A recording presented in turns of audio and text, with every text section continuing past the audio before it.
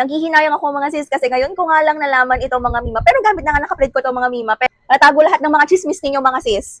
So ayan siya, magtaktak kang ganyan. Para kayo naka-foundation mga sis. Pero, ayan, powder nga lang talaga siya mga Mima.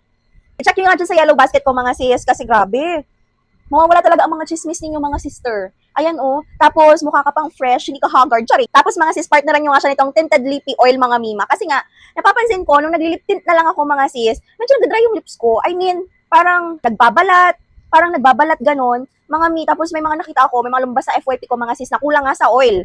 So ito, nagustuhan ko nga itong doctor sensitive pa rin mga sister ha.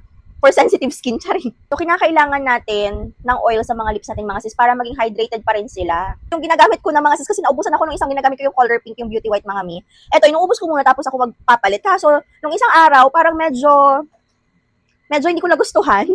Parang hindi na siya mag-blend sa aking lips mga sis. Actually mga sis, ayaw ko sana yung may mga oil sa lips. Kasi hindi ako sanay. Makakainin ko lang ganun. Ayan. Nagustuhan ko siya mga sis kasi kahit ubos na yung nasa lips ko, I mean kumain na ako, hydrated ang aking lips mga Mima.